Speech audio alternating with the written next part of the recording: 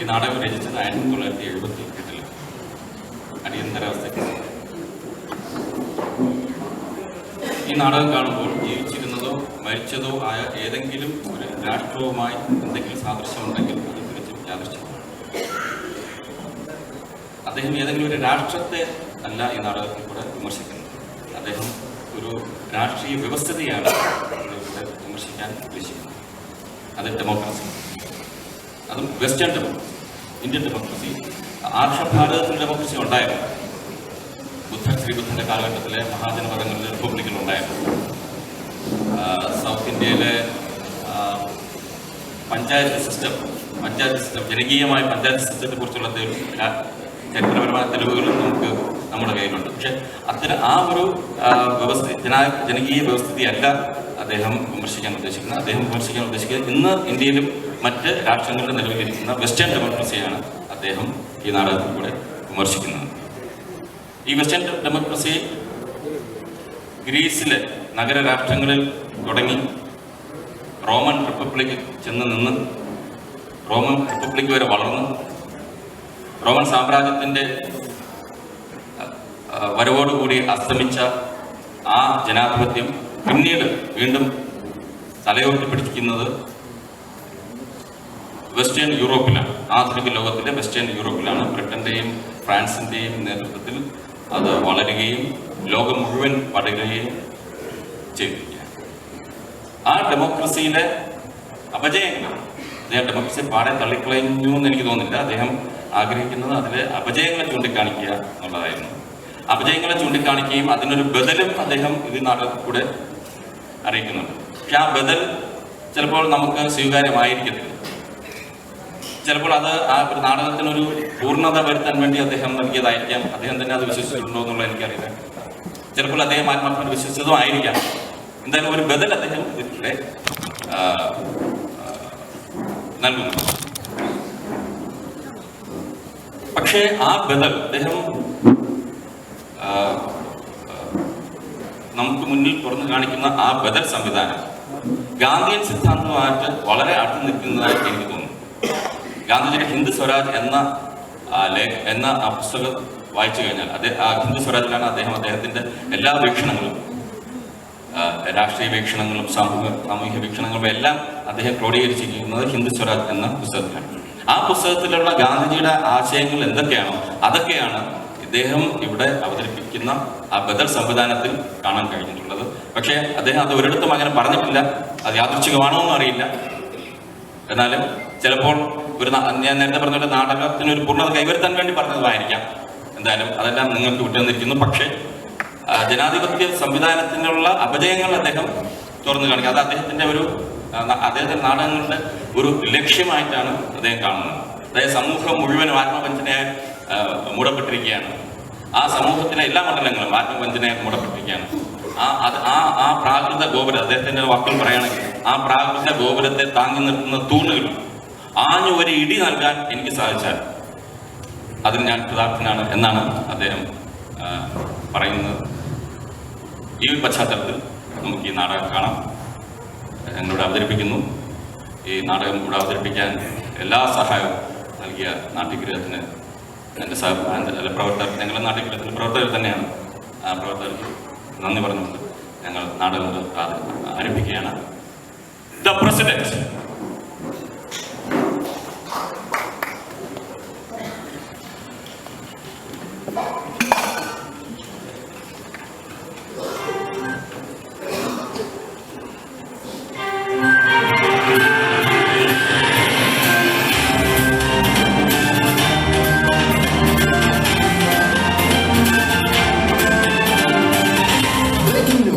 പ്രതിപക്ഷം ഇന്നും പാർലമെന്റ് സ്തംഭിപ്പിച്ചു.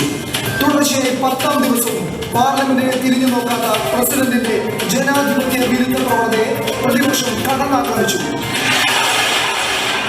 ലോകസഭയിലെ ചോദ്യങ്ങൾക്ക് ഉത്തരം നൽകാൻ ഞങ്ങൾ മന്ത്രിമാരുണ്ടല്ലോ. പ്രസിഡന്റ് നേരിട്ട് ഉത്തരം നൽകേണ്ട സന്ദർഭങ്ങളിൽ പോലെ അദ്ദേഹത്തിന്റെ സാന്നിധ്യം പാർലമെന്റിനെ സ്തംഭിപ്പിക്കുക വഴി പ്രതിപക്ഷം ജനാധിപത്യത്തെ തകിടം മറിക്കുകയാണ്.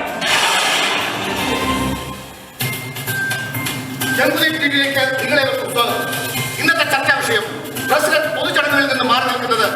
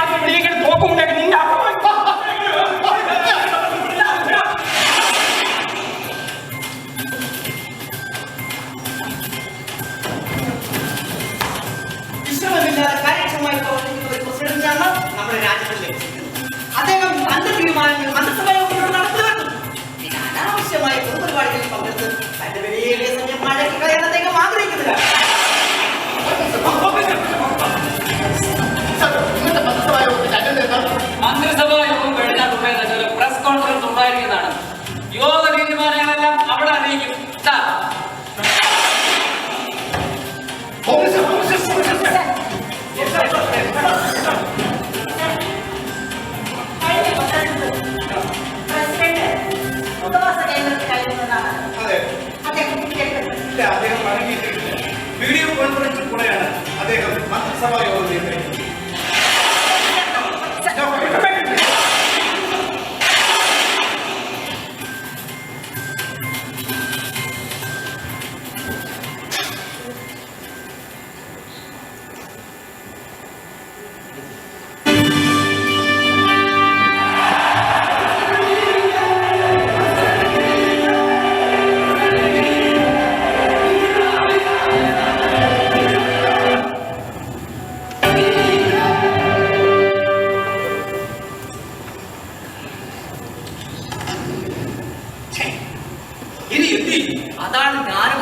ആലോചിക്കേണ്ട സമയം കഴിഞ്ഞു.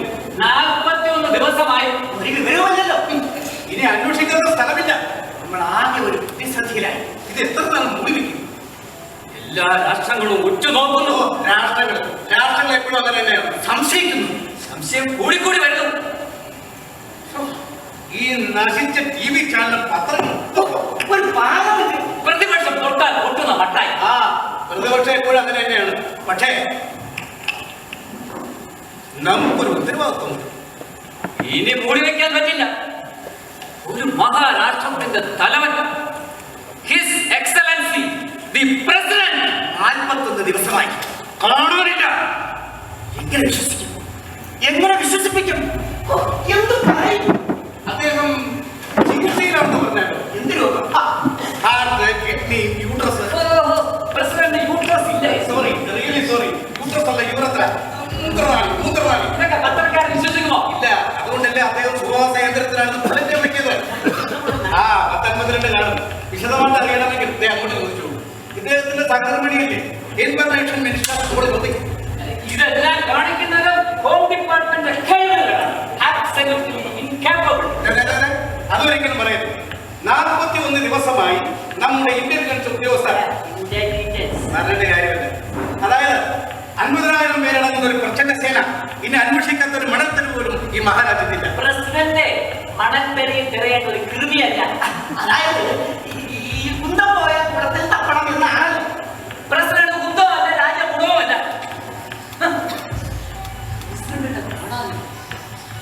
നൂറുകോടി ജനങ്ങൾ ഉൾക്കൊള്ളുന്ന ഒരു രാഷ്ട്രത്തിന്റെ ഭരണത്തലവന് കാണാനില്ല. ഇനി പിടിച്ചു നിൽക്കാൻ കഴിയില്ല. പാർലമെന്റിൽ കൊടുങ്കാറ്റ്, വിപ്ലവം, രാജ്യവ്യാപകമായ വിപ്ലവം പൊട്ടിപ്പുറപ്പെടുന്നു.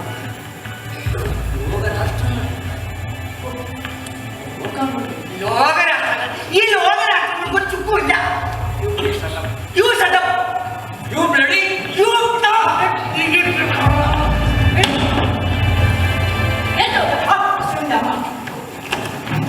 മന്ത്രിമാരോ അതോ തെരുവ് കുട്ടികളോ? ഇങ്ങോട്ടിരുന്നാലും വേണ്ട, നിങ്ങൾ ഇരുന്നാൽ മതി.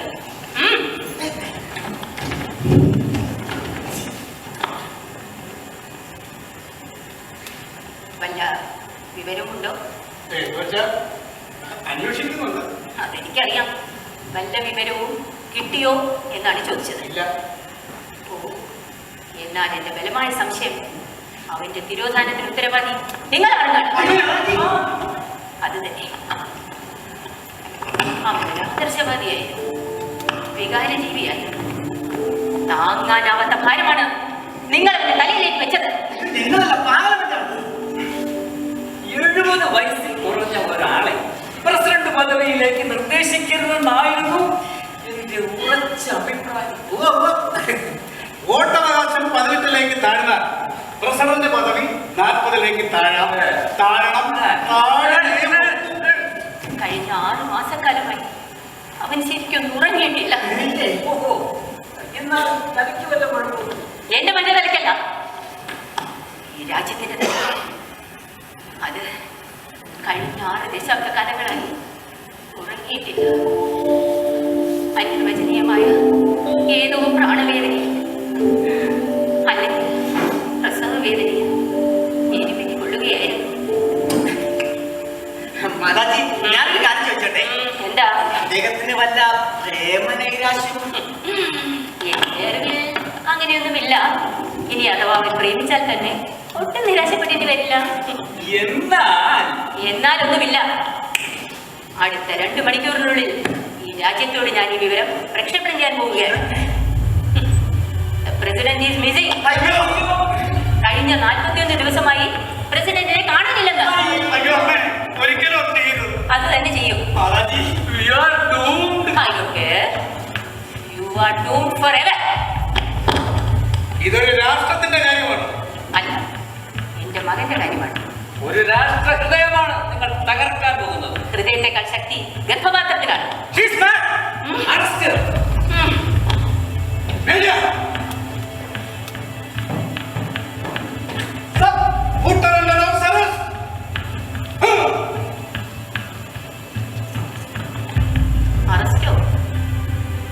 എന്നെയോ?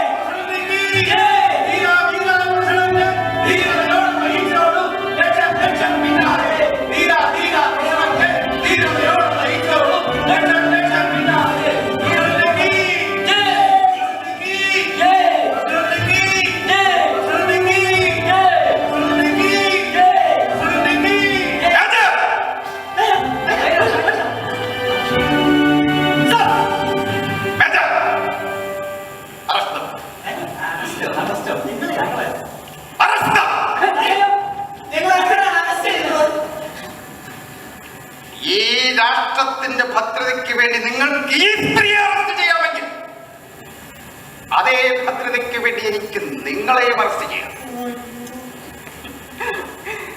ഇതെന്ത് വേഷമാ മോനെ? ഒരു പ്രസിഡന്റിന് യോജിച്ച വേഷമല്ല അല്ലേ? No no no no, it is too expensive. വെറും പ്രസിഡന്റ് എന്ന് വിളിച്ചാൽ മതി. കഴിഞ്ഞ ഒരു വർഷക്കാലമായി ഞാൻ എന്തെല്ലാമോ ആയിരുന്നു. ഇന്നതല്ല, അതായത് 100% ലോക ചരിത്രത്തിൽ ഇന്നു വരെ ഒരു രാഷ്ട്രത്തലവന്മാരും പരിപൂർണമായതായിരുന്നില്ല. അതായിരുന്നു അവരുടെ പരാജയം. കഴിഞ്ഞ 41 ദിവസം കൊണ്ട് ഞാൻ ആ രഹസ്യം മനസ്സിലാക്കി. ഇപ്പോൾ ഞാൻ പ്രസിഡന്റാണ്.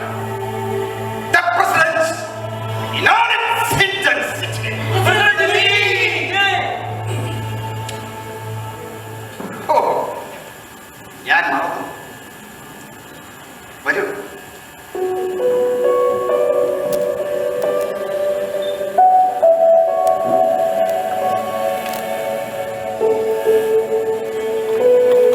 അമ്മ,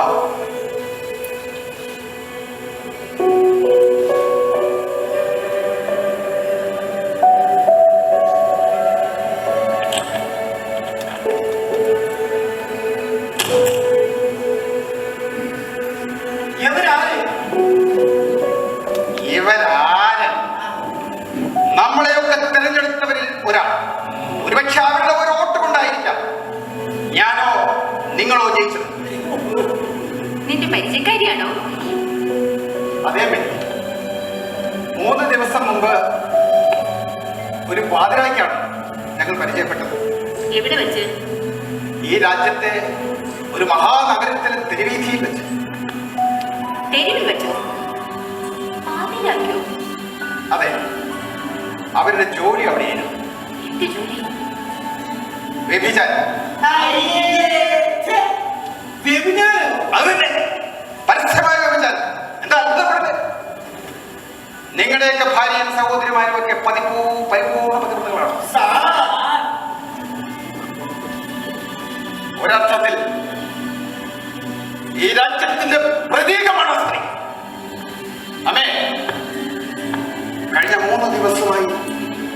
നിസ്വനായി നിന്ന എന്നെ രക്ഷിച്ചതും അവരാണ്.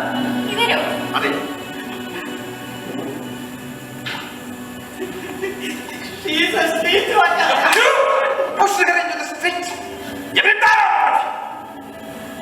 അമ്മേ, ഞാൻ ഇതുവരെ തികഞ്ഞ ബ്രഹ്മചാരിയായി. ഈ സ്ത്രീ സംബന്ധിച്ച അമ്മ അനുവദിച്ച ഞാൻ ഇവിടെ ഇപ്പോൾ ഇവിടെ വെച്ച് വാങ്ങി. അയ്യോ വേണ്ട സാർ.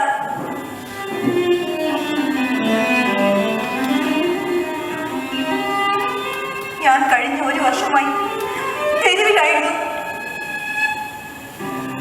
ഞാൻ 1 വർഷമായി ആദ്യം കൂടി ഉൾപ്പെട്ട ഈ രാജ്യത്തിന്റെ പ്രസിഡന്റായി. അവളൊന്നും ഒരു തെരുവ് വേശ്യയെ കല്യാണം കഴിക്കണോ? 100% കന്യകയായ ഒരു പെണ്ണിനെ നിങ്ങൾ എനിക്ക് തിരഞ്ഞെടുത്ത് തരുമോ? എന്തൊരു മാറ്റം! നീ ഇത്ര കാലം എവിടെയൊക്കെ ആയിരുന്നു? ഓ, അത് പറഞ്ഞില്ല. ഞാനൊരു പഠന പര്യടനത്തിലായിരുന്നു. എവിടെ? എന്റെ രാജ്യത്തെ വിശാലമായ തിരുവീഥികളിലും കടത്തിണ്ണകളിലും ഗ്രാമാന്തരങ്ങളിലും. എന്തിന്? എന്തിനൊന്നോ എന്റെ രാജ്യം കാണാൻ. സാർ ഈ രാജ്യത്ത് 3 പര്യടനം നടത്തിയിരുന്നു. ഹെലികോപ്റ്ററിൽ, ജെറ്റ് പ്ലെയിനിൽ, പട്ടാളത്തിന്റെ പത്മവ്യൂഹത്തിൽ. പക്ഷെ ഞാൻ രാജ്യം കണ്ടില്ല. നിങ്ങൾ എന്നെ തെളിച്ചുകൊണ്ട് നടന്നത് രാജ്യം കാണിക്കാനല്ല, കാണിക്കാതിരിക്കാനേ.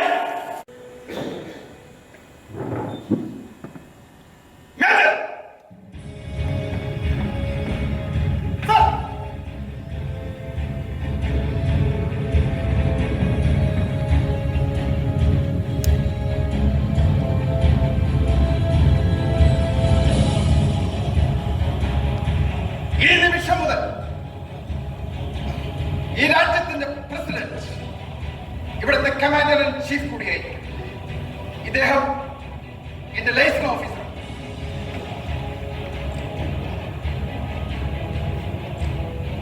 ഒന്നും മനസ്സിലാകുന്നില്ല. ഇതുവരെ നിഷ്ക്രിയമായിരുന്നു, നിർവീര്യമായിരുന്നു ഈ തുരുമ്പിച്ച് ദ്രവിച്ച ഭരണയന്ത്രം ഈ നിമിഷം മുതൽ ഇരമ്പി തിരിയാൻ പോവുകയാണ്. അതിന് കാൾ മാർക്സ് മുതൽ ബൃഹസ്പതി വരെ എന്റെ മാർഗദർശികളെ.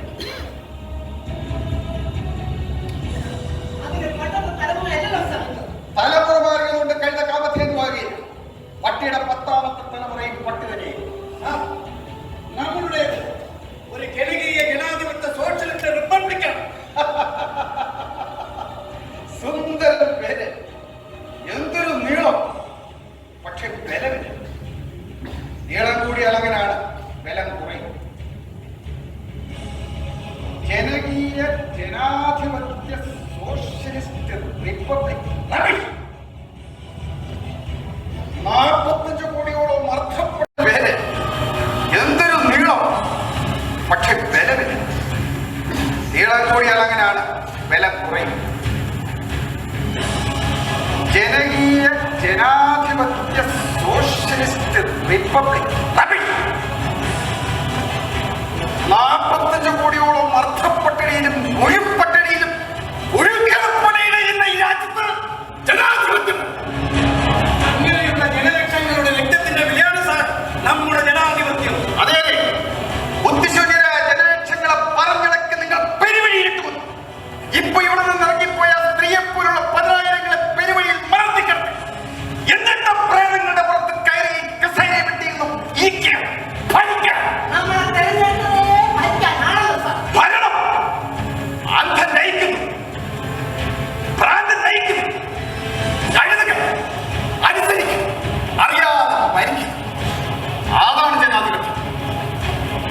നമുക്ക് മഹത്തായ ഒരു ഭരണഘടന ഓർമ്മ വേണം.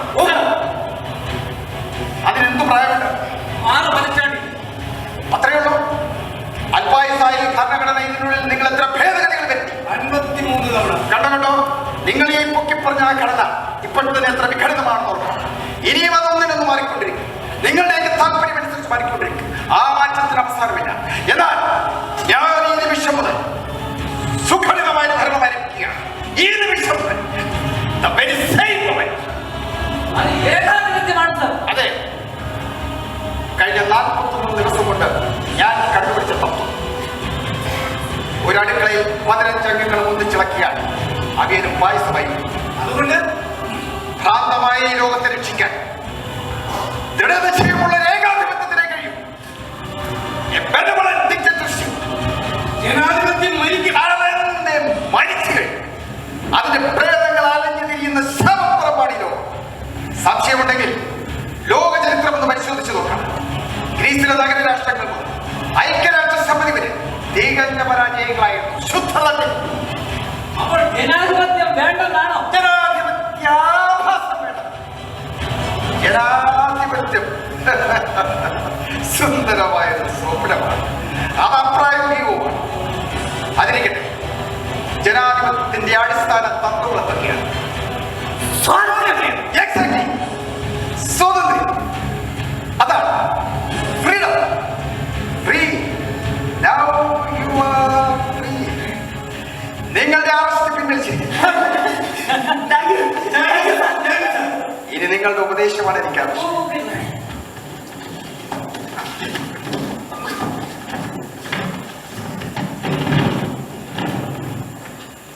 സാറിന് നല്ല ക്ഷീണമുണ്ട്. ഉണ്ട് അല്ലേ? കാണാം. ഒരുപാട് നടന്നു. ട്രെയിനിൽ കൊള്ള നടന്നു, ബസ് 3 നടന്നു, കല്യാണം, അവസാനം ടയർ കുത്തിക്കറി, സമരം, പിന്നെയും നടന്നു. ഇലക്ട്രിസിറ്റി സമരം. മേജർ സാർ, നമ്മുടെ ഇൻഫർമേഷൻ മിനിസ്റ്റർ വിളിച്ചുകൊണ്ട് അവർ പ്രസവിച്ചു എന്ന് സാർ പോയെന്ന് രാത്രി. ഈ പ്രസവം ഭൂരിപക്ഷവും രാത്രിയിലാണല്ലേ? ആരംഭം പോലെ തന്നെയാണ് അവസാനവും. സാരമില്ല, ഒരാൾ പറയും. സർ, പ്രസവം കഴിഞ്ഞ് 41 ദിവസം ആയിരുന്നു സർ. ധാരാളം മതി.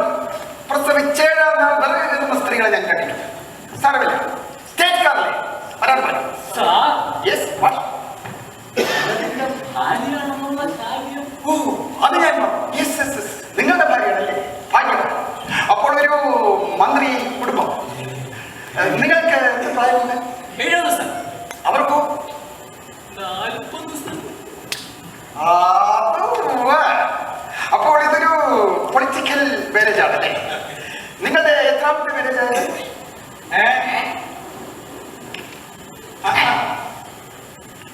മൂന്നാമത്തെ സർ. സർ, ആദ്യ ഭാര്യയുടെ മരണം അവിചാരിതമായിരുന്നു സർ. അപ്പോൾ രണ്ടാമത്തെ ഭാര്യയുടെ മരണം കൽപ്പിച്ചു കൂട്ടിയായിരുന്നു. സാർ, ക്യാൻസർ ആയിരുന്നു സർ. അപ്പോൾ നിങ്ങളുടെ 70ാമത്തെ വയസ്സിൽ 40 വയസ്സുള്ള ഭാര്യ ആദ്യമായി പ്രസവിച്ചു. Congratulations. Thank you sir. Thank you sir. Thank you sir. Thank you, thank you, thank you, thank you, thank you, thank you.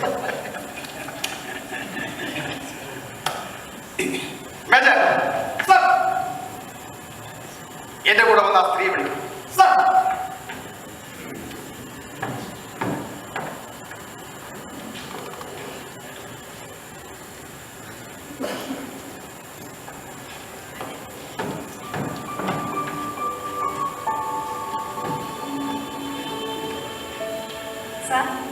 ഭംഗിയായി കുളിച്ച് വസ്ത്രമൊക്കെ മാറി റെഡിയായിരിക്കണം.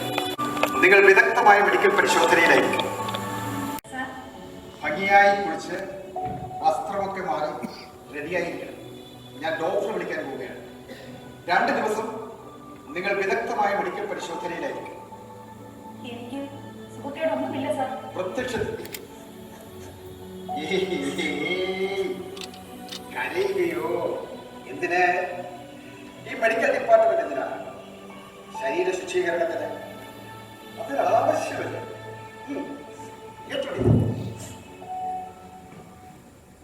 നിങ്ങളെന്താ വായിപ്പിച്ചിരിക്കുന്ന? എന്റെ സ്നേഹപ്രകടനം കണ്ടിട്ടോ? എന്നല്ല, ഇതൊരു പ്രസിഡന്റിന്റെ അന്തസ്സിന് ചേർന്നല്ല. സ്നേഹം? ഓഹോ, പ്രസിഡന്റിനെ യോജിച്ചത് വെറുപ്പാണല്ലേ? അതല്ല, അതിന് കവിക്കാൻ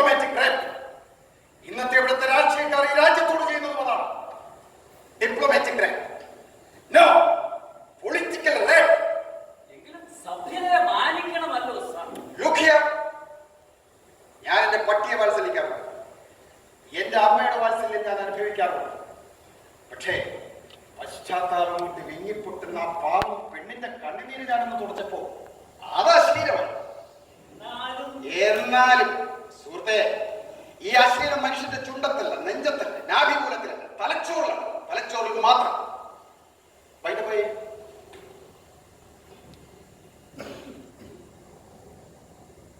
നിങ്ങൾക്ക് വല്ലായ്മയൊന്നും തോന്നിയില്ല? ഇല്ല സർ. പക്ഷേ ഭയം തോന്നി. ഭയം? അത് ശരി. മനുഷ്യന്റെ ഏറ്റവും വലിയ ദൗർബല്യമാണ് ഭയം. അപകടമാണ് ഭയം ഉണ്ടാക്കുന്നത്. ഭയം കൂടുതൽ അപകടം ഉണ്ടാക്കും. Well, now confidence. You can go. Major, take notes. Sir,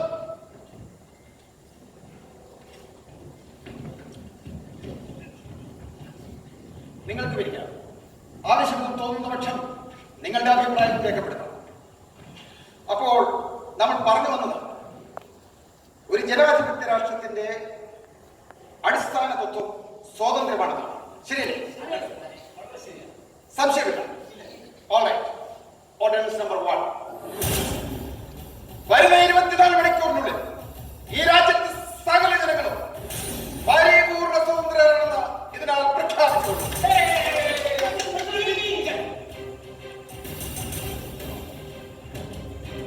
ജയിലുകളെല്ലാം തുറക്കപ്പെടും. മേലാ ജയിലെന്നൊരു സ്ഥാപനമേ ഉണ്ടായിരിക്കുന്നത്. ഈ ജയിലുദ്യോഗസ്ഥരെ മറ്റു നിർമ്മാണ പ്രവർത്തനങ്ങളിൽ മാറ്റി നിയമിക്കുന്നതാണ്.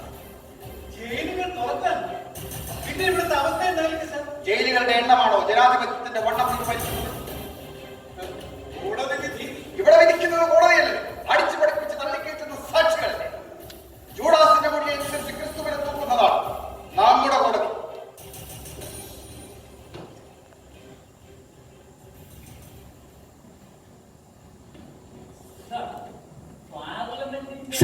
Parliament. Ordinance number 2. The Parliament hereby abolished.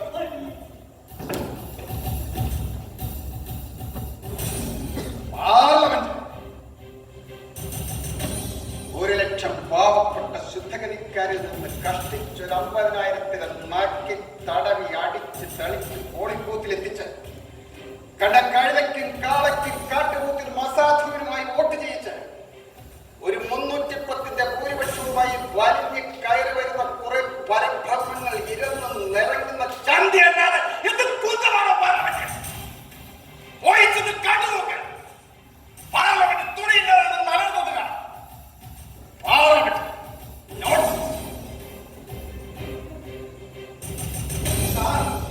Parliament ജനപ്രതിനിധികളാണ് സർ. ജനപ്രതിനിധികൾ ഒറ്റക്കെട്ടിൽ തലമാസ്യവും ഒന്നിച്ചു നിന്നാൽ അർത്ഥശൂന്യവുമായ ഒരാൾക്കൂട്ടമാണ് പാർലമെന്റ്.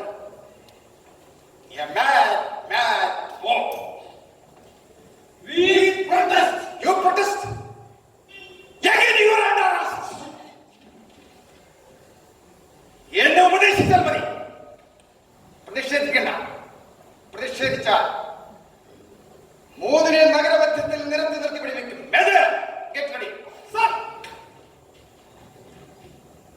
ഫലം തരാത്ത വൃക്ഷം വെട്ടി അരിഞ്ഞ് തീരിടണമെന്നാണ് ക്രിസ്തുവും കൗടില്യനും പറഞ്ഞിട്ടുള്ളത്.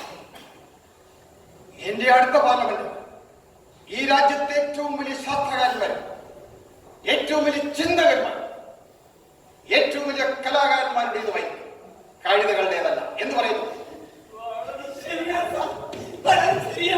എന്ത് ശരിയാണ്? താത്വികമായ ശരി പ്രായോഗികമാക്കുന്നത് തെറ്റാണ്. തെറ്റല്ലാത്തതിന്റെ പേരല്ലേ ശരി? ശരി എതിർക്കുന്നത് ശരിയാണോ?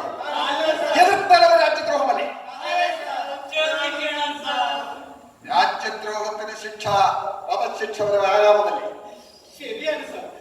പക്ഷേ ഏത് വധശിക്ഷയും റദ്ദ് ചെയ്യാനുള്ള അവകാശം പ്രസിഡന്റ് ഉണ്ടായിരിക്കും. ഭരണഘടന പറഞ്ഞു. റൈറ്റ്. വധശിക്ഷ റദ്ദ് ചെയ്യാൻ എനിക്ക് അധികാരമുണ്ട്. വധശിക്ഷ വിധിക്കാൻ എനിക്ക് അധികാരമുണ്ട്. സിമ്പിൾ. ഒരു ക്ഷീണം. എന്റെ വഴിയിലേക്ക് ഇരിക്കണം sir. Go, sit, sit, sit. Sit, sit. എന്താ കഴിക്കാൻ? എന്നാൽ ലൈറ്റ് നോ,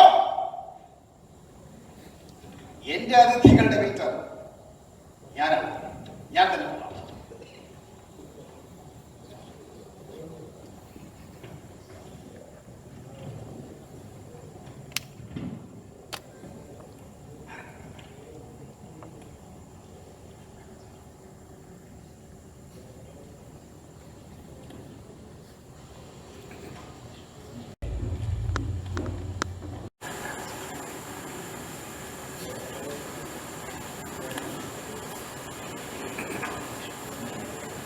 മേജർ, യെസ്, തെറ്റിദ്ധരിക്കരുത്. ഞാൻ ഹോം മിനിസ്റ്ററാണെന്ന് അറിയാലോ. നമ്മൾ വലിയൊരു ആപത്തപ്പെട്ടിരിക്കുകയാണ്. ഭീകരമായ അപകടത്തിലാണ്.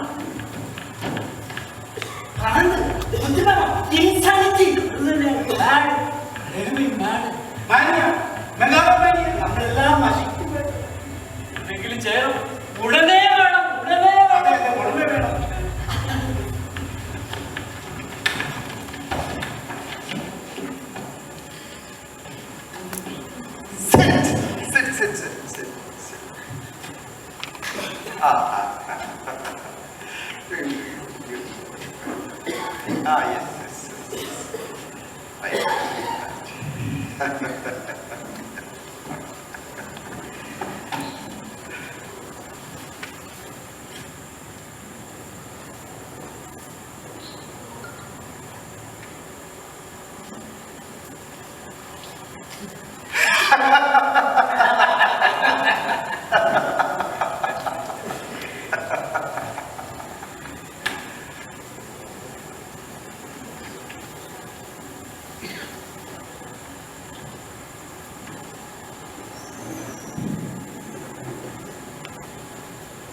ഈ രാജ്യദ്രോഹം, അതായത് കോൺസ്പിറസി, അതും ഗൂഢാലോചനയും എല്ലാ രാജ്യദ്രോഹമാണ്. I know. മേഡം ആവർത്തിക്കരുത്. കുടിച്ചോളൂ, കുടിച്ചോളൂ, കുടിച്ചോളൂ, കുടിച്ചോളൂ.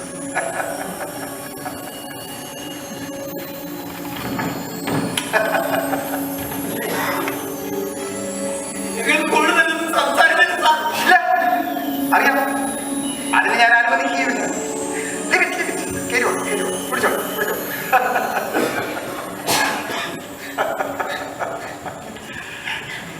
അപ്പോൾ ഞാൻ പറഞ്ഞു വന്നത്, ഒരു കുട്ട നിറയെ 10 കൽപ്പനകളും അതിനുള്ളിൽ ഒരു വട്ടി നിറയെ പഞ്ചശീലവും നിറച്ച് തലയിൽ വെച്ച് ജനാധിപത്യം പ്രസംഗിക്കേത് കഴിയും. പക്ഷേ നീതിയും നിയമവും ധർമ്മവും നടപ്പാക്കാൻ നിഷ്പക്ഷനും നിസ്വാർത്ഥനും നിർഭയമായ വ്യക്തിക്ക് കഴിയും. ഈ കൂട്ടായ പ്രവർത്തനമാണല്ലോ സർ ആവശ്യം. അത് അണ്ടിയാർട്ടിസ്, യന്ത്രനിർമ്മാണം, കലാസൃഷ്ടിയിലല്ല. ഭരണം ഒരു കലയാണ്, അതൊരു കലാകാരനെ കഴിയും. സാറ് പറയുന്നത് ശരിയാണ്, പക്ഷേ എന്തിനും ഭരണഘടനയുടെ അംഗീകാരം മതി.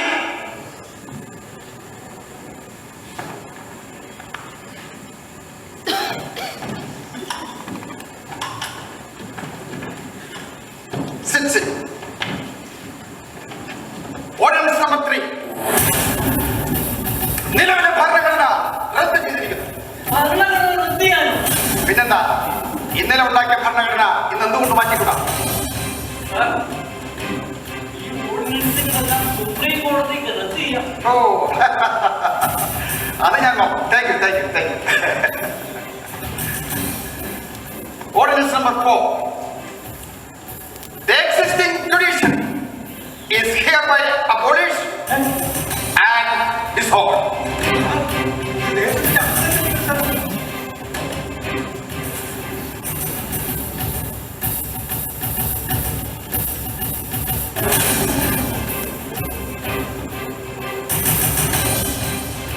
ജനാധിപത്യം സംരക്ഷിക്കുവാനാണ് ഇതെല്ലാം. അതിരിക്കട്ടെ, ഈ രാജ്യതന്ത്ര സ്ഥാപനങ്ങൾ നിലവിലുണ്ട്. റെയിൽവേ, തുറമുഖ തൊഴിലാളി, മതി. ആകെ 315. ഇതിനുള്ളിൽ ഈ രാജ്യത്തിന് എന്ത് നഷ്ടമുണ്ടായി? 36,000 കോടി. അടിസ്ഥാനപരമായി ഈ സമരങ്ങളെല്ലാം എന്തിനായി? പല ആനുകൂല്യങ്ങൾക്കും വേണ്ടി. എന്താനുകൂല്യം? സാമ്പത്തികമായ അതാണ് ഇതിന്റെ എല്ലാ അടിസ്ഥാനം. അതാണ് സാമ്പത്തികം. അപ്പോൾ സാമ്പത്തികമായ സ്വയം പര്യാപ്തതയാണ് മൗലികമായ ആവശ്യം. എങ്ങനെ? അതെ സർ, അതെ സർ. അതിനുവേണ്ടി നമ്മൾ എന്ത് ചെയ്യണം? എന്ത് ചെയ്യണം സാർ? ഓർഡിനൻസ് നമ്പർ 5 ഉടമാവകാശം പരിപൂർണമായി ദേശസാൽക്കരിക്കും. ഈ രാജ്യത്തെ ഒരു പ്രൈവറ്റ് പ്രോപ്പർട്ടിയും ഇൻഡിവിജ്വൽ പ്രോപ്പർട്ടി അല്ല. എല്ലാ ഭൂമി, എല്ലാ വിഭവങ്ങളും, എല്ലാ ഫാക്ടറി, എല്ലാ വ്യവസായങ്ങളും ഇനി മുതൽ രാജ്യത്തെ ജനങ്ങളുടെ പൊതു സ്വത്തായിരിക്കും. കേവല സമത്വമാണ് എന്റെ ലക്ഷ്യം, ആനുപാതിക സമത്വമല്ല. സോറി സാർ, ഇതിന്റെ വെടിവെച്ചാലും ശരി, ഞാനൊരു കാര്യം പറയാം, ഇത് വിജയിക്കില്ല സാർ, വിജയിക്കില്ല. Okay okay okay okay sir, നിങ്ങളുടെ ആഗ്രഹവും അഭിപ്രായവും ഞാൻ മാനിക്കുന്നു. ഞാനത് വിജയിപ്പിച്ച് നിങ്ങളെ ബോധ്യപ്പെടുത്തതിന് ശേഷം 1 മിനിറ്റിനുള്ളിൽ നിങ്ങളെ ഞാൻ വിടുവിക്കും. അയ്യോ സാർ,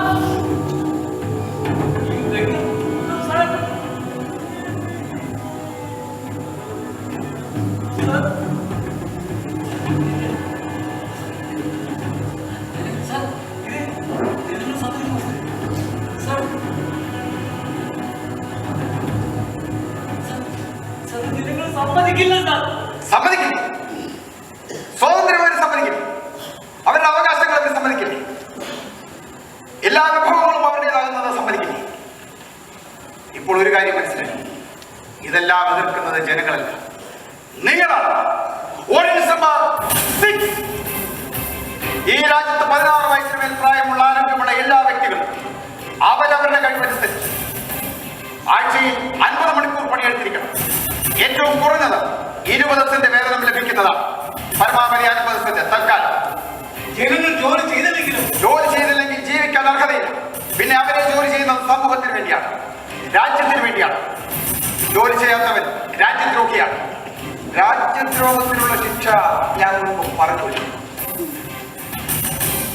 ഈ ഗണത്തിൽ ആദ്യപ്പെടുന്നത് ഇവിടുത്തെ രാഷ്ട്രീയക്കാരും വക്കീലന്മാരുമായി. സർ, ഈ പ്രഖ്യാപനങ്ങൾ എങ്ങനെ നടപ്പാക്കും സർ? നിയമങ്ങൾ നടപ്പാക്കുന്നത് പാർലമെന്റോ കോടതിയോ അല്ല, പോലീസും പട്ടാളവുമാണ്.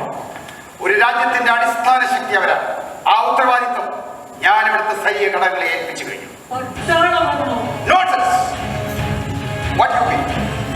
ജനകീയ ഭരണം പട്ടാളപരമാണ്. ഒരു മാസത്തിനുള്ളിൽ ഈ രാജ്യത്തെ എല്ലാ പഞ്ചായത്തിലും, എല്ലാ ഫാക്ടറിയും, എല്ലാ കോളേജും, അങ്ങനെ ഓരോ കർമ്മകേന്ദ്രവും അതാണ് കൗൺസിലുകളെ തിരഞ്ഞെടുക്കും. ആ യൂണിറ്റിനെ സംബന്ധിച്ചിടത്തോളം ജുഡീഷ്യലും എക്സിക്യൂട്ടീവുമായ സകല അധികാരങ്ങളും ആ കൗൺസിലായി. ആ ഉത്തരവാദിത്വം ഇവർ നടപ്പിലാക്കും. ഭരണകൂടം തകർന്നു എന്നറിഞ്ഞാൽ പിറ്റേ നിമിഷം മുതൽ ഇവിടെ തെരുവുദ്ധമായിരിക്കും സാർ. കൊള്ളയും കൊലയുമായിരിക്കും. ഒരിക്കലുമില്ല. അങ്ങനെയുള്ള രാജ്യദ്രോഹികളുടെ ശവം ആഴക്കടലിൽ എത്തിക്കാൻ വേണ്ട ട്രക്കറുകളും വാഗണുകളും കപ്പലുകളും ഞാൻ നിർത്തിക്കഴിഞ്ഞു. 50 കോടിയെ നിയന്ത്രിക്കാൻ 50,000 മെഷീൻ ഗൺമെൻ. ഉന്നം തെറ്റരുതെന്നേ ഉള്ളൂ. ഇത് എന്താണ് sir? Political vaccination, moral inoculation. ഇതിനെ വിശ്വസിക്കാമോ? നിങ്ങൾ വിശ്വസിക്കണം. ഇതുവരെയുള്ള അനുഭവം മറിച്ചായിരുന്നു. പൊതുനിരത്തിലും രാജ്യാതിർത്തിയിലും ഇവർ പുഴുക്കളെ പോലെ പിടഞ്ഞു മരിക്കുമ്പോൾ നിങ്ങൾ പ്രസംഗപീഠത്തിൽ കയറുന്നത് പോരിന് പ്രസംഗിക്കുകയും ഇനി നിങ്ങളുടെ പ്രസംഗം വേണ്ട, പ്രവർത്തനം. ദേശസാൽക്കരിക്കുന്ന സ്വത്തിന് പൊന്നുമില്ല. പൊന്നുമില്ല? എന്ത് പൊന്നുമില്ല? ഈ സ്വത്ത് എന്ന് പറയുന്നത് മോഷണമാണെന്ന് അറിയാമല്ലോ. മോഷ്ടിച്ച സ്വത്തിന് പൊന്നുമില്ല. ഓ, പല കമ്പനി ഈ സ്വത്ത് എന്ന് പറയുന്നത് മോഷണമാണെന്ന് അറിയാമല്ലോ. മോഷ്ടിച്ച സ്വത്തിന് പൊന്നുമില്ല. ഓ, പല കമ്പനികളിലായി വേവിച്ച് കിടക്കുന്ന കോടിക്കണക്കിന് നിങ്ങളുടെ ഷെയർ. അതാണ് ഈ പരിഭ്രമം. സാരമില്ല, അടുത്ത ദിവസം മുതൽ നിങ്ങളുടെ ശമ്പളം 20 സെന്റായി. പക്ഷെ ആഴ്ചയിൽ 50 മണിക്കൂർ പണിയെടുത്തില്ല. ഒന്നും വില പൊന്ന്. ഓ ഐ ഫോർഗോട്ട്. Ordinance number 7. ഈ ഓർഡിനൻസ് നിലവിൽ വന്ന 7 ദിവസങ്ങൾക്കുള്ളിൽ ഈ രാജ്യത്തുള്ള എല്ലാ അസംബ്ലവും സ്റ്റേറ്റ് ബാങ്കിനെ ഏൽപ്പിച്ചിരിക്കണം. അത് ചെയ്യാത്തവൻ വധശിക്ഷയ്ക്ക് വിധേയനായി.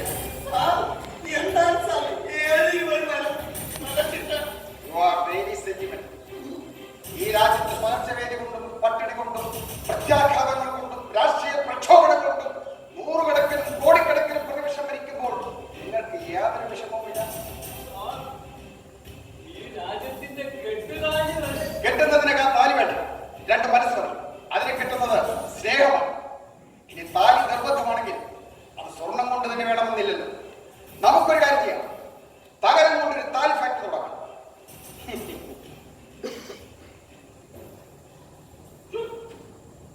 അത്യാവശ്യമായി വിളിപ്പിച്ചത് പ്രസവ അവധിയിലാണെങ്കിൽ ഒരു മനസ്സമാധാനം തരില്ല. നിങ്ങൾക്ക് എവിടെയെങ്കിലും ഒളിച്ചിരുന്നാൽ മതിയല്ലോ. ഇൻഫർമേഷൻ മിനിസ്റ്റർ ആയിപ്പോയില്ലേ? നാട്ടുകാരോട് ഞാനല്ലേ സമാധാനം പറയേണ്ടത്? ഈ പ്രസിഡന്റ് എവിടെ പോയി കിടക്കുന്നു? സന്യാസി പ്രസിഡന്റിനെ കണ്ടേ തീരുമെന്ന് പറഞ്ഞ് എന്റെ പിന്നാലെ കൂടിയിരിക്കുക. പ്രസിഡന്റിനെ കാണണോ? അല്ലേ കണ്ടോ?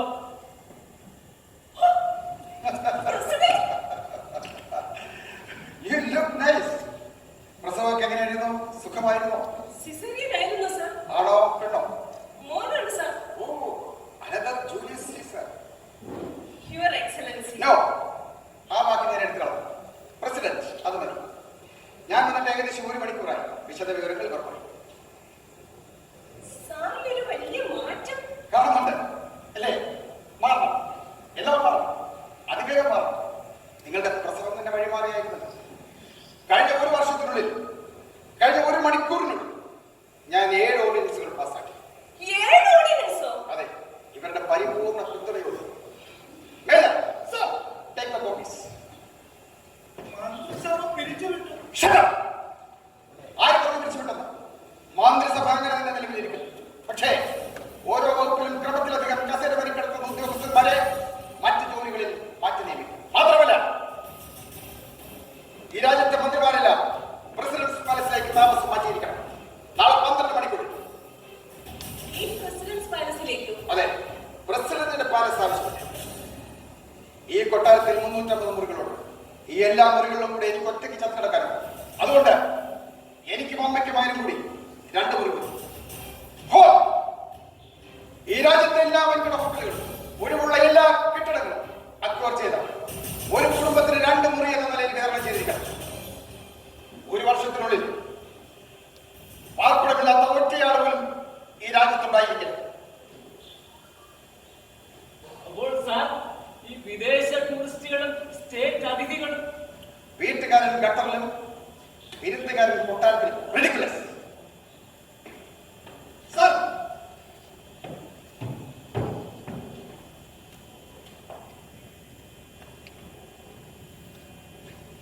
you go through it. ഞാനിപ്പോൾ വരാം. പുതിയൊരാളെ പരിചയപ്പെട്ടാണ്.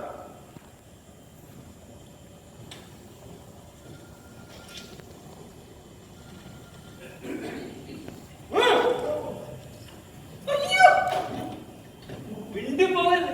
ഇപ്പോൾ മരിക്കണമെങ്കിൽ എതിർത്ത് ഒരു അക്ഷരം പറയരുത്. അതെ, അത് തന്നെ.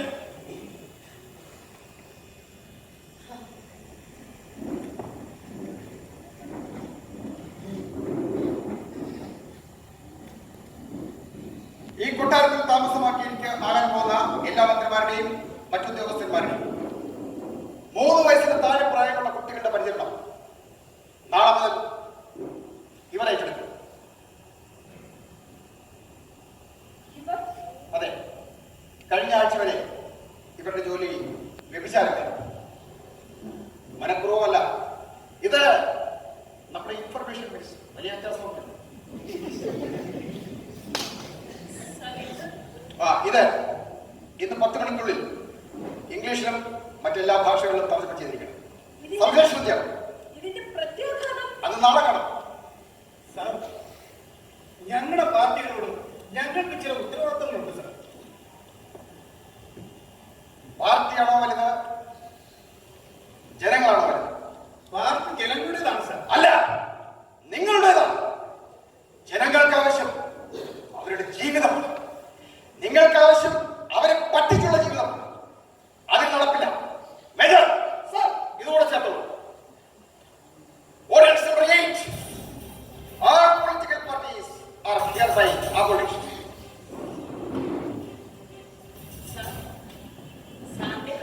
സന്യാസി വന്നിട്ടുണ്ട്. സന്യാസി അതെ സാർ, എന്തിനാ? സാറിനെ അനുഗ്രഹിക്കാൻ. സന്യാസിയുടെ അനുഗ്രഹം എനിക്ക് വേണം, മനുഷ്യരുടെ മതിയാണ്. എന്താ പേര്?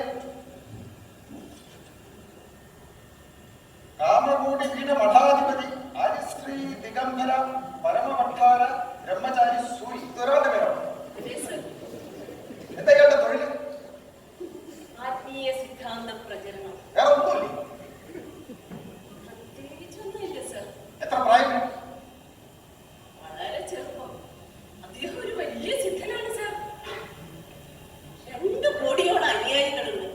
5 ആശ്രമങ്ങളും. ഈ അനുയായികളൊക്കെ എന്ത് ചെയ്യുന്നു? എല്ലാം ദിഗംബര ഭിക്ഷുക്കളാണ്. അതായത് തുണി കൊടുക്കാതെ തെറ്റിത്തിന്നോ? ഒരു മനുഷ്യനൊന്ന് തുമ്മിയാൽ 250 കലോറി ഊർജ്ജം ചെലവാകുമെന്നാണ് ശരീരശാസ്ത്രം പറയുന്നത്. അപ്പോ കാമകൂടി പീഠ മഠാധിപതി ആര്യശ്രീ ദിഗംബര പരമവട്ടാര ബ്രഹ്മചാരി സൂരി എന്ന് പറഞ്ഞാൽ മിനിമം 500 കലോറി ഊർജ്ജമെങ്കിലും ചെലവാകും. അദ്ദേഹത്തിന്റെ 2 കോടി അനുയായികൾ ഒരു പ്രാവശ്യം ഈ പേര് ഉച്ചരിച്ചാൽ എത്ര കോടി കലോറി ഊർജ്ജം ചെലവാകും? അത് ഈ രാജ്യത്തിന്റെ നഷ്ടമല്ലേ? മാത്രമല്ല അവരെല്ലാം ഒരു ജോലി ചെയ്യാൻ തെറ്റിത്തിന്നുന്നു. അയാളെ നിങ്ങളെ വിടുവിച്ചേക്കണം. ഒരാട്ടി നീങ്ങരുത്.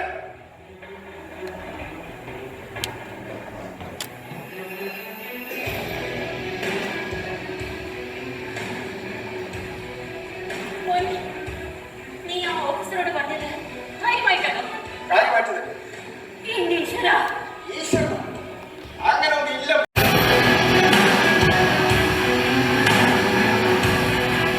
മോനെ, നീ ആ ഓഫീസറോട് പറഞ്ഞത് കാര്യമായിട്ടാണോ? കാര്യമായിട്ട് തന്നെ. എന്റെ ഈശ്വരാ, ഈശ്വരൻ അങ്ങനെ ഒന്നും ഇല്ല. ഈ ഭീരുക്കൾ ചേർന്ന മതിലാണ് ദൈവം. ഞാൻ ഭീരുവല്ല, അതുകൊണ്ട് മതിലും വേണ്ട. ഞെട്ടിപ്പോയി. മാറ്റത്തിന്റെ ശബ്ദമാണ് അത്. ദിഗന്ധങ്ങളിൽ മറ്റൊരു ഗുണം.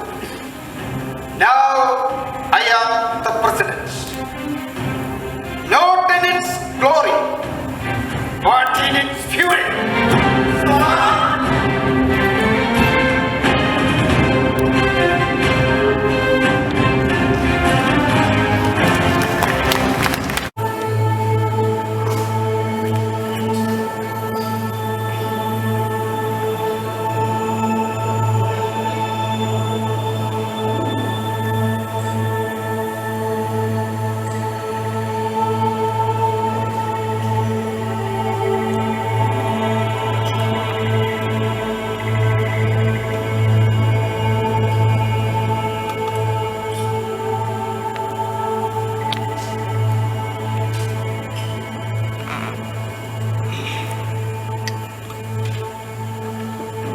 സാർ.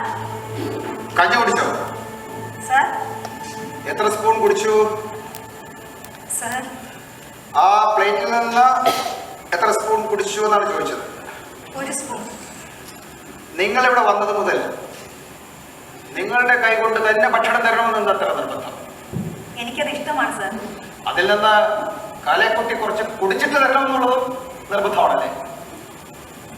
എന്റെ എച്ചിൽ നിന്ന് ഞാൻ കഴിക്കണമെന്നാണ്. അയ്യോ, എച്ചിലല്ല സാർ. ആ സ്പൂൺ ഞാൻ എന്റെ വായിൽ തൊടിച്ചിട്ടില്ല. ആ തുടിച്ചാലും ഒന്നുമില്ല. പക്ഷേ ഞാൻ കഴിക്കുന്ന ഭക്ഷണം നിങ്ങൾ എന്തിനു കാലേക്കുട്ടി കഴിക്കണം? ഒരു ഭയം കൊണ്ടാണ് സാർ. എനിക്കാ ഭയമില്ല. മനുഷ്യന്റെ ഭയം മരണത്തെ കുറിച്ചാണ്. അതാ അസംബന്ധവുമാണ്.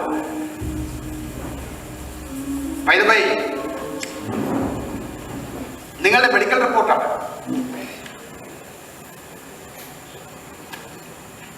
നിങ്ങൾക്ക് ഏതൊരു അസുഖമില്ല. Thank you sir.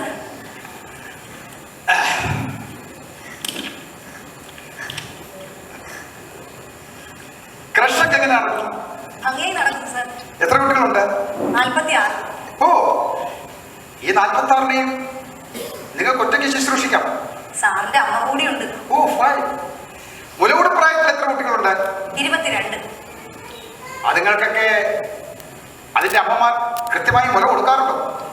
എല്ലാവരും ഇല്ല, ചിലരൊക്കെ വല്ലപ്പോഴും. പിന്നെയൊക്കെ പാൽക്കുപ്പിയാണ്.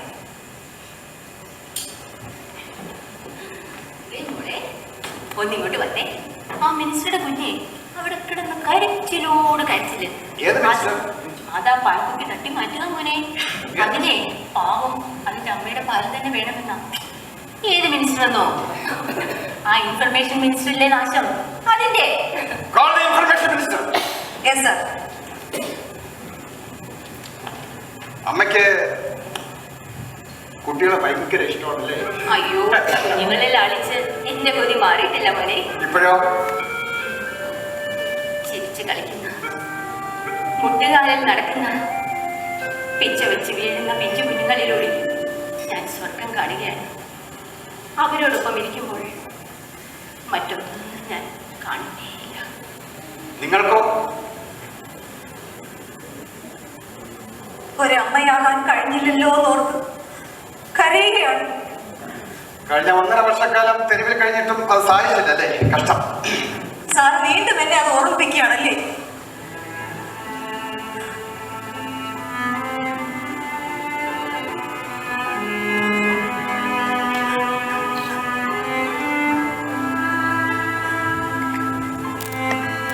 അന്നത്തെ ഓരോ നിമിഷം ഒരമ്മയാകാതിരിക്കാനായിരുന്നു എന്റെ ശ്രമം. ആയിരക്കണക്കിന് കുഞ്ഞുങ്ങളെ ഈ അടിവയറ്റിലിട്ട് ഞാൻ കൊന്നു സാർ.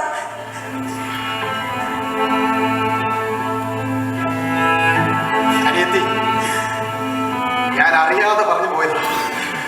എന്നോട് ക്ഷമിക്കണം. അയ്യോ സാർ. ഞാൻ ഇനി അങ്ങനെ പറയില്ല.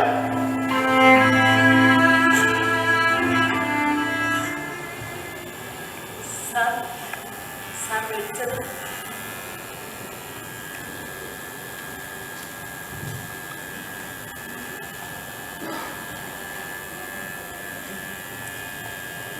ക്രഷിൽ ചേർത്ത് കഴിഞ്ഞാൽ നിങ്ങളുടെ ഉത്തരവാദിത്തം കഴിഞ്ഞു. കുഞ്ഞിന് പാൽ കൊടുക്കണം. രാവിലെ തന്നെ റിപ്പോർട്ടിലേക്ക് കൃഷിയിൽ ഏൽപ്പിച്ചാണ് സാർ ഞാൻ ജോലിക്ക് പോകുന്നത്. കുഞ്ഞിന് മുല കൊടുക്കാത്ത അമ്മ അമ്മയല്ല. അതിന് മടിയുള്ള സ്ത്രീക്ക് പ്രസവിക്കാൻ അർഹതയില്ല. ഒരു കുഞ്ഞിന് ഏറ്റവും ഇഷ്ടം അമ്മയുടെ മുലപ്പാലാണ്, കുപ്പിപ്പാലാണ്. അതൊരു ഇമിറ്റേഷൻ പാലാണ്. നിങ്ങളൊരു ഇമിറ്റേഷൻ അമ്മയും. നാളെ മുതൽ 3 വയസ്സിന് താഴെ മുലകുടി പ്രായത്തിലുള്ള എല്ലാ കുട്ടികൾക്കും അവരുടെ അമ്മ 3 മണിക്കൂർ വിട്ട് മുല നൽകിയിരിക്കണം. It's a standing order. You can go.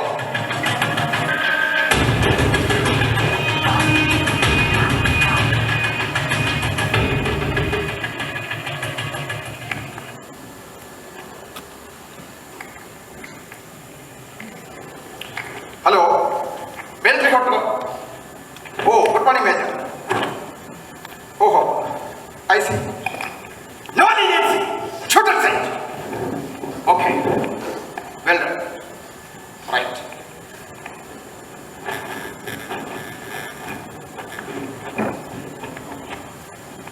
നീ അനിയനെ കണ്ടോ? പിന്നെ കണ്ടല്ലോ. ഇവിടെ വന്നതിന് ശേഷം 2-3 പ്രാവശ്യം കണ്ടു. പക്ഷേ ആരും പറഞ്ഞില്ലേ? അവൻ തീരെ ഒഴിഞ്ഞു മാറുകയായിരുന്നു. അവൻ ഈ ലോകത്തിലൊന്നുമല്ല, ഏതോ സ്വപ്ന ലോകത്തിലാണ്. അവനെ ഈ ലോകത്തിലേക്ക് കൊണ്ടുവരേണ്ട കടമ നിനക്കില്ലേ? എന്റെ കടമ അവനോട് മാത്രമല്ലല്ലോ. അവൻ ആ സ്ത്രീയുടെ വലയിലാണ്. ഏത് സ്ത്രീയുടെ? ഇപ്പോൾ ഇവിടെ നിന്ന് പോയില്ലേ ആ മിനിസ്റ്ററുടെ? ഏതൊരു പുരുഷനും എന്നെങ്കിലും ഒരിക്കൽ ഏതെങ്കിലും ഒരു പെണ്ണിന്റെ വലയിലാകും. അതൊരു സുഖമാണ്, അല്ല ജീവിതത്തിന്റെ ലഹരിയാണ്. അവനിപ്പോ സർവത്ര ലഹരിയിലാണ്. അവൻ നശിക്കും. അങ്ങനെ നശിക്കാതിരിക്കാൻ എന്നാൽ കഴിയുന്നതെല്ലാം ഞാൻ ചെയ്യും. എന്നിട്ട് നന്നായില്ലെങ്കിൽ അവനെ ഞാൻ സ്വയം നശിപ്പിക്കും. അയ്യോ അമ്മേ, കഴിഞ്ഞ 1 വർഷക്കാലമാരായ അവൻ ആ വലയത്തിലാണെന്ന് എനിക്കറിയാം. അതൊരു ചെറിയ വലയൊന്നുമല്ല, ഒരു മനുഷ്യരാശിയെ മുഴുവൻ നശിപ്പിക്കുന്ന ഈ രാഷ്ട്രത്തിന്റെ ചാരവലയമാണ്. മോനെ, നീ എന്തിനായി പറയുന്നത്? ഒരു രാജ്യദ്രോഹത്തിന്റെ ഇരുമ്പ് വലയുടെ കാര്യം. ആ സ്ത്രീ അതിലൊരു വലിയ കണ്ണിയാണ്, അതിൽ തൊടുത്തൊരു ചെറിയ കണ്ണി വരും. ഇത് സത്യമാണോ കുഞ്ഞെ? ആ സത്യങ്ങളുടെ ഒരു വലിയ ഫയൽ എന്റെ കയ്യിലുണ്ട്. അതിലെന്റെ അനിയന്റെ പേരുമുണ്ട്. അതുകൊണ്ട് രാജ്യദ്രോഹത്തിനുള്ള ശിക്ഷ എന്താണെന്ന് അമ്മയ്ക്കറിയാം. അവിടെ വ്യക്തിബന്ധമോ സ്നേഹബന്ധമോ ഇല്ല. അയ്യോ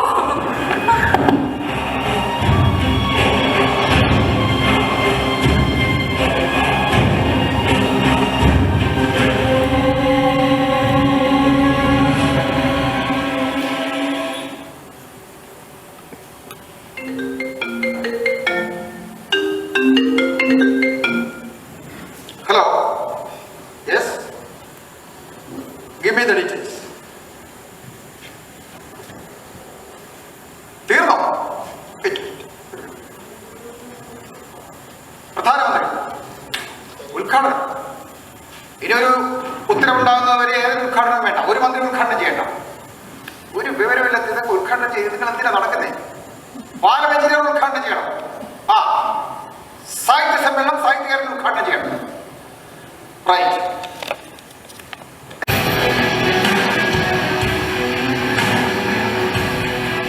മോനെ, നീ ആ ഓഫീസറോട് പറഞ്ഞത് കാര്യമായിട്ടാണോ? കാര്യമായിട്ട് തന്നെ. എന്റെ ഈശ്വരാ, ഈശ്വരൻ അങ്ങനെ ഒന്നും ഇല്ലമ്മേ. ഈ ഭീരുക്കൾ ചേരുന്ന മതിലാണ് ദൈവം. ഞാൻ ഭീരുവല്ല, അതുകൊണ്ട് മതിലും വേണ്ട. ഞെട്ടിപ്പോയി. മാറ്റത്തിന്റെ ശബ്ദമാണ് അത്. ദിഗന്ധങ്ങളിൽ മാറ്റൊരുക്കുന്നു. Now I am the president, not in its glory but in its fury.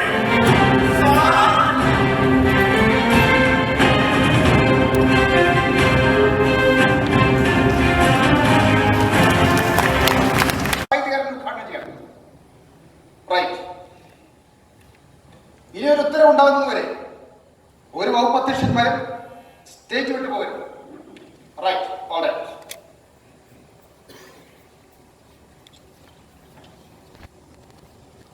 അമ്മേ,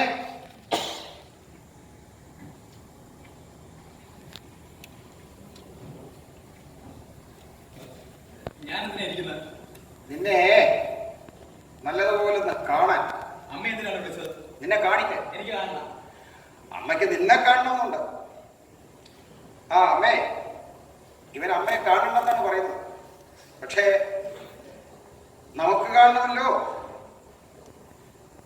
ഇത് നിന്റെ ഡ്യൂട്ടി ടൈം അല്ലേടാ? ഞാൻ ലീവ് എടുത്തു. എന്തിന്? എനിക്ക് തീരെ സുഖമില്ല. ഡോക്ടറെ കണ്ടോ? ഇല്ല. അത് തെറ്റല്ലേ? അസുഖം വന്നാൽ ഡോക്ടറെ കാണണ്ടേ? സുഖം ശരീരത്തിനല്ല, മനസ്സിനാണ്. നല്ലൊരു സൈക്കാട്രിസ്റ്റിനെ കാണണം. എനിക്ക് ജോലി ഇഷ്ടമല്ല. പിന്നെ സാഹിത്യ സബരിയ. എടാ, അതല്ലേ നിന്നെ ഗവൺമെന്റ് ലൈബ്രറിയിൽ തന്നെ ചേർത്തത്. ഇഷ്ടം പോലെ വായിക്കാം, ഇഷ്ടം പോലെ എഴുതാം, അതോടൊപ്പം സമൂഹത്തെ സേവിക്കുകയും ചെയ്യാം. എനിക്ക് ഈ സമൂഹത്തോട് യാതൊരു ഉത്തരവാദിത്വം ഇല്ല. സമൂഹത്തോട് ഉത്തരവാദിത്വം ഇല്ലേ? പിന്നെ എന്നോട് മാത്രം, എന്റെ അന്തരാത്മാവിനോട് മാത്രം. എടാ കുഞ്ഞെ, നമ്മൾ ജനിച്ചത് തന്നെ 2 പേരുടെ സഹായത്തോടു കൂടിയാണ്. ആ ജനനം പോലും ഞാൻ ആവശ്യപ്പെട്ടിട്ടല്ലല്ലോ. ഇവൻ എന്ത് നമ്മൾ ഈ പറയുന്നത്? അവന്റെ സുചിന്തിതമായ അഭിപ്രായം ശരിയല്ലേ? അമ്മേ, ഇതുകൂടെ കേൾക്കാൻ വേണ്ടിയാണ് ഞാൻ അമ്മയെ വിളിപ്പിച്ചത്. അപ്പൊ അനിയ, നിന്റെ മെമ്മോറണ്ടം കൂടെ കിട്ടിയിട്ട് വേണമായിരുന്നു നമ്മുടെ അച്ഛനും അമ്മയും അത് ചെയ്യാൻ. കഷ്ടം, നിന്റെ ജനനത്തിന് മുമ്പ് അതൊന്ന് ടൈപ്പ് ചെയ്ത് കൊടുക്കാൻ നീ ഇല്ലായിരുന്നല്ലോടാ. ഇല്ലായിരുന്നു. ആ ഇല്ലായ്മയിൽ നിന്നുണ്ടായ വേദനയാണ് ഞാനിന്ന് അനുഭവിക്കുന്നത്. അസ്തിത്വത്തിന്റെ ആത്മവേദന. അസ്തിത്വത്തിന്റെ ആത്മവേദന. അമ്മയ്ക്ക് വല്ല മനസ്സിലായോ? എന്തെന്ന് മനസ്സിലാക്കാൻ? മനസ്സിലായില്ലെങ്കിലും കേൾക്കാൻ നല്ല സുഖമുണ്ട്. പണ്ട് സായിപ്പ് പറഞ്ഞതാ അസ്തിത്വത്തിന്റെ ആത്മവേദന. അപ്പൊ അയ്യ, ഇതൊന്ന് നിർത്താൻ എന്താ വഴി? എന്റെ കലാസൃഷ്ടികളിലൂടെ കേട്ടാ, എന്റെ അന്തരാത്മാവിന്റെ അഗാധ നിഗൂഢതകളിൽ നിന്നും നുരയിട്ടുന്ന വികാര ബുദ്ബുദങ്ങളെ വർണ്ണവും രൂപവും ഭാവവും നൽകി ഞാൻ സ്വയം കൃതാർത്ഥത അടയുകയാണ്. ഒരക്ഷരം പിടികിട്ടുന്നില്ലല്ലോ. അമ്മയ്ക്കോ? പിടി കിട്ടി. നല്ല പ്രാന്താണത്. അല്ലമ്മേ, അർത്ഥമുണ്ട്. നമുക്ക് മനസ്സിലാകുന്നില്ല എന്നേ ഉള്ളൂ. അവന്റെ എങ്ങാട്ടിൽ നിന്ന് പൊങ്ങി വരുന്ന സാധനങ്ങൾക്ക് അവൻ വർണ്ണവും രൂപവും ഭാവവും നൽകി കൃതാർത്ഥനാകുന്നെങ്കിൽ നമ്മളതിനെ പ്രതിഷേധിക്കണം. അത് അവന്റെ വ്യക്തി സ്വാതന്ത്ര്യമല്ലേ? അട്ടെ അല്ല, ഇതുകൊണ്ട് എന്ത് പ്രയോജനം? സ്വാന്ത സുഖായ. സ്വാന്ത സുഖായ അതുകൊണ്ട് അതിന് ആത്മഹത്യയാണ് നല്ലത്. നിന്റെ ജനനമർത്ഥ ശൂന്യമാണ്. അതുകൊണ്ട് തന്നെ നിന്റെ കർമ്മങ്ങളും മൂല്യങ്ങളും പ്രതീക്ഷകളും അർത്ഥശൂന്യമാണ്. എന്തിന്? ഈ ലോകമേ അർത്ഥശൂന്യമാണ്, അല്ലേ? അതെ. അപ്പോൾ നിന്റെ ജീവിതവും അർത്ഥശൂന്യമാണ്. നീ ആത്മഹത്യ തന്നെ ചെയ്യണം. ഞാനും അതേക്കുറിച്ചുള്ള ഒരു ആലോചനയിലാണ്. എന്താ? ഭയമാണ്. നിന്നെ ഞാൻ സഹായിക്കാം. അമ്മേ, അമ്മയ്ക്ക് ഭയമാണെന്നെങ്കിൽ അതിലേക്ക് പൊക്കോളൂ. നീ അത് ചെയ്യരുത്. സത്യം.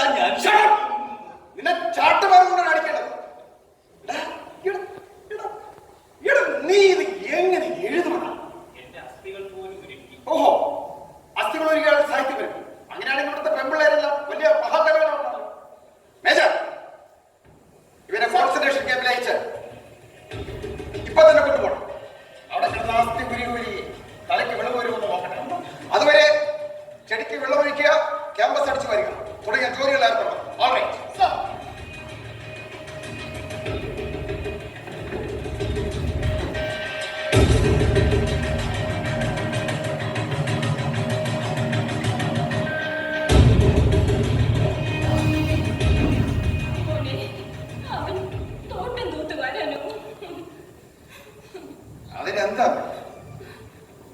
അമ്മേ? തൽക്കാലം ഞാൻ കുറച്ച് രാജകാര്യങ്ങളിൽ തിരക്കിലാണ്. അത് കഴിഞ്ഞാൽ ഞാനും അവനോടൊപ്പം പോയി അതേ ജോലി ചെയ്യാൻ പോവുകയാണ്.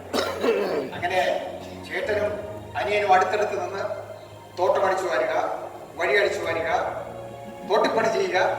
അങ്ങനെ അമ്മേ, ജോലിയിൽ ഉച്ചനീചത്വമില്ല.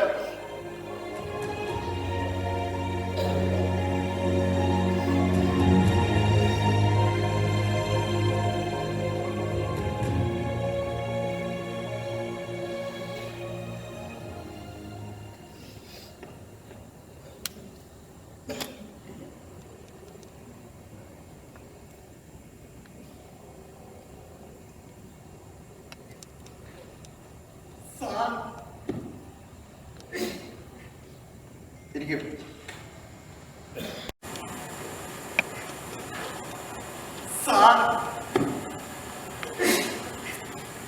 ഇരിക്കും.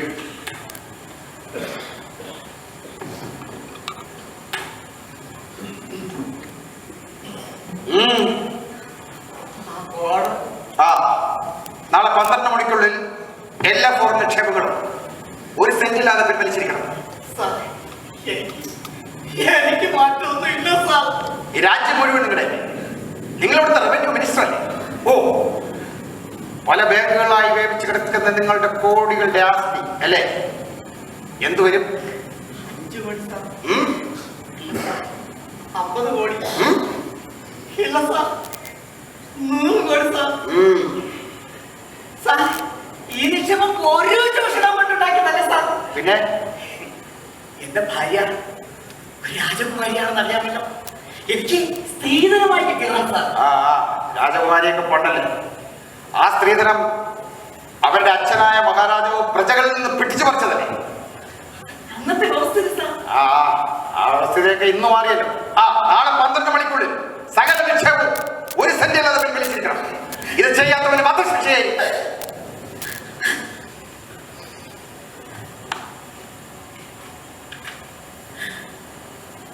ഇതുവരെ എന്ത് സ്വർണം പിടിച്ചെടുത്തു? 50 കോടി. ഗുഡ്. ഫോർ നിക്ഷേപം? 40 കോടി. ഓ, അപ്പൊ ടോട്ടൽ 90,000 കോടി. ഇനം 1 വർഷത്തേക്ക് ധാരാളം മതി. ഈ 90,000 കോടി ഈ രാജ്യത്തിന്റെ സമഗ്രമായ പുരോഗതിക്ക് വേണ്ടി വിനിയോഗിക്കും. ഈ കണ്ടു.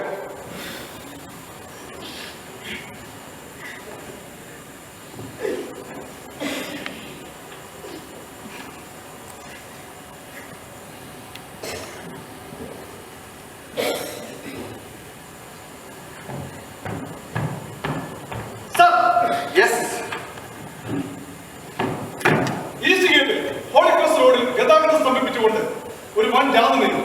കുറെ അഡ്വക്കേറ്റ്മാരെ നേർക്കും. കുറച്ച് തെളിവ് കൊണ്ടായിരുന്നു കുറെ കോളേജ് വിദ്യാർത്ഥികൾ. കോളേജ് വിദ്യാർത്ഥികൾ കഷ്ടം. ഗതാഗതം പുനഃസ്ഥാപിച്ചു. 170 പേർ മരിച്ചു. 1300 പേർ അറസ്റ്റ് ചെയ്തു. അറസ്റ്റ് ചെയ്ത എല്ലാ വിദ്യാർത്ഥികളെയും ഭംഗിയായി ഗുണദോഷിച്ച് അവരവരുടെ കോളേജുകളിലേക്ക് അയക്കുക. ബാക്കിയുള്ളവരെ ലേബർ ക്യാമ്പിലയക്കണം. റിപ്പോർട്ട് മറ്റു രാജ്യവ്യാപകമായി അഭിഭാഷകർ പ്രക്ഷോഭത്തിനൊരുങ്ങുന്നു.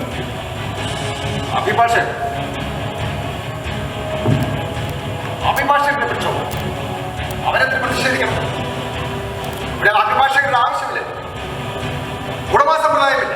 അതുകൊണ്ട് ഇതിന് വസ്തു തർക്കമില്ല. സെയിൽ ടാക്സ് ഇല്ല, ഇൻകം ടാക്സ് ഇല്ല, ടാക്സ് പേ ഇല്ല. അതുകൊണ്ട് സിവിൽ കേസുമില്ല. പിന്നെ ഉള്ളത് അല്ലറ ക്രിമിനൽ കേസുകൾ മാത്രം. അത് അതാത് പഞ്ചായത്തുകളിലെ പൗരസമിതികൾ തീരുമാനിക്കും. അതിന് വക്കീൽ വേണം. ഈ പ്രതിഷേധക്കാരായ സകല വക്കീലന്മാരെയും റെയിൽവേയിലെ കൺസ്ട്രക്ഷൻ വർക്കിന് അയക്കണം. സാർ, ഒരു കാര്യം, സാറിന്റെ അനുജന് അമ്മയെ കാണണമെന്ന് പറയും.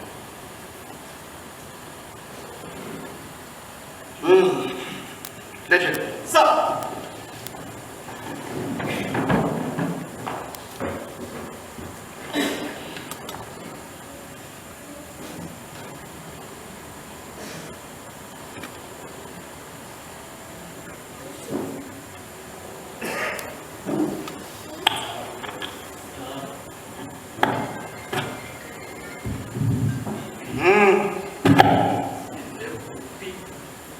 ഏത് കുട്ടി?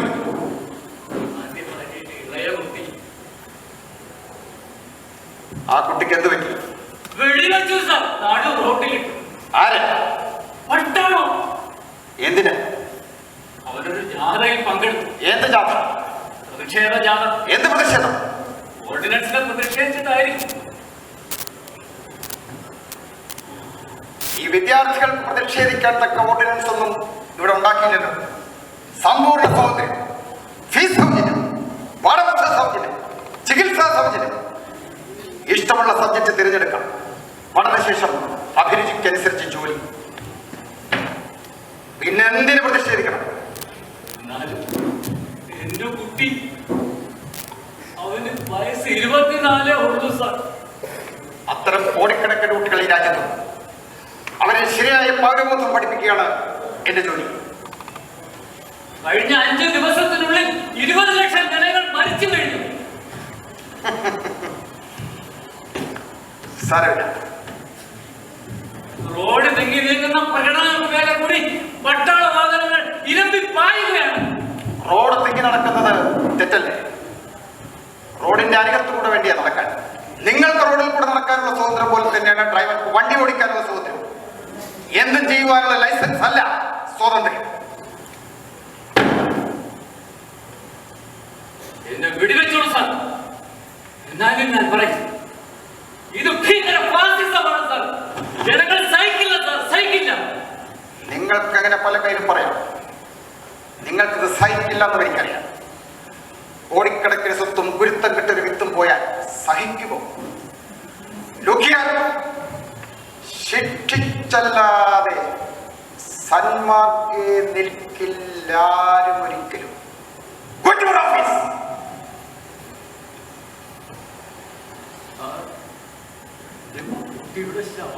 കുട്ടിക്ക് വിലയുള്ളൂ, ശവത്തിന് വിലയില്ല. ക്ലിയർ ആണ്.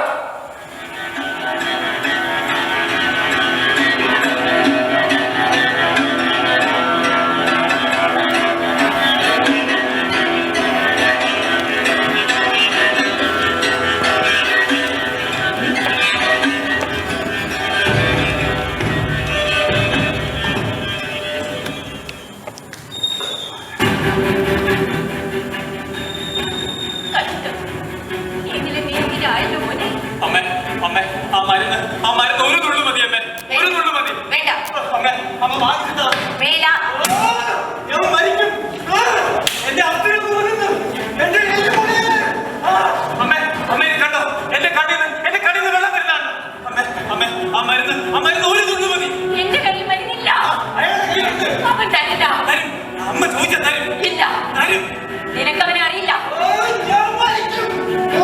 നീ മരിച്ചാലും അവൻ തരില്ല. ഒരു വലിയ മയക്കുമരുന്നിന് വേണ്ടിയോ? അതെ, അതെ. കഷ്ടം. ഇത്ര ദുർബലമാണോ കുഞ്ഞെ നിന്റെ സഹോദരത്തിനെ? എനിക്ക് സഹോദരനില്ല. കൊള്ളാം, അവൻ നിന്നെ ഒത്തിരി എടുത്തോണ്ട് നടന്നു. ഈ മരുന്നിന് ഇത്ര ശക്തിയോ? ഒരു വരി മതി അമ്മ. അമ്മ വായിച്ചത, ഇല്ലെങ്കിൽ ഞാൻ മരിക്കും. അതാണ് ഇതിലെ നല്ലത്.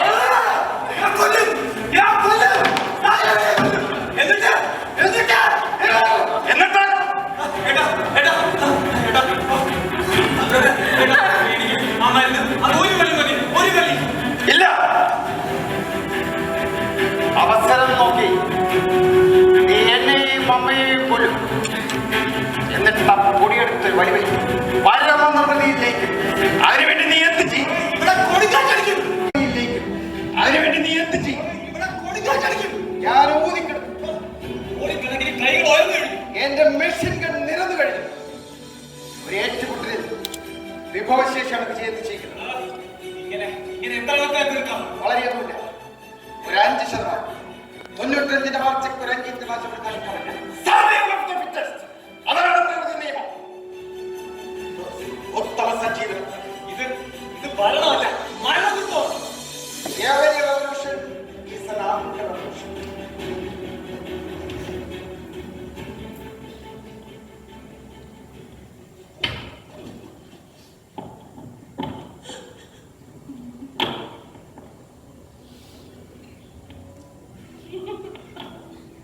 അമ്മ എന്തിനാ കരയുന്നേ? പ്രസവിച്ചു പോയല്ലോ എന്നോർത്തത്. അമ്മേ, ജീവിതം ഒരു ആക്സിഡന്റ്. ജനനം മുതൽ മരണം വരെ. പിന്നെന്തിനാ കരയുന്നേ? ശരിയാണ്, മരണം മാത്രമേ സത്യമായുള്ളൂ. ബാത്റൂമിൽ തൂങ്ങി വിളിക്കേ.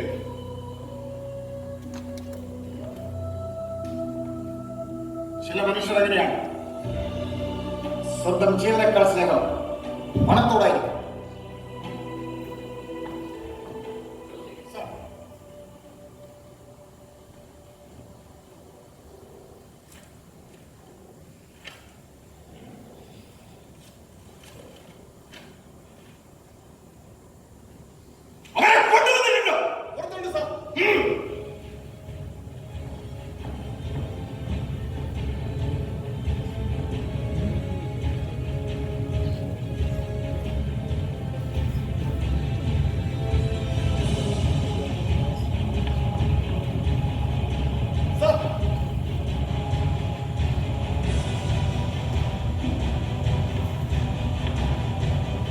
കഴിഞ്ഞ ഒരു വർഷത്തിനുള്ളിൽ നിങ്ങൾ 12 കോടിയുടെ ഹെറോയിനും LSDയും കയറ്റുമതി ചെയ്തിട്ടുണ്ട്. അത്രയും തുകയ്ക്കുള്ള കഞ്ചാവ് ഇറക്കുമതി ചെയ്തിട്ടുണ്ട്. ശരിയല്ലേ?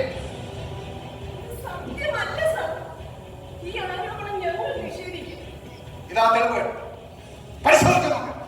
സ്വയം പരിശോധിക്കണം. ഇതിനെക്കുറിച്ച് നിങ്ങൾക്ക് എന്താണ് അറിയാൻ? നിങ്ങൾക്ക് എന്താണ് പറയാൻ? അതറിയാൻ എനിക്ക് കൗതുകം.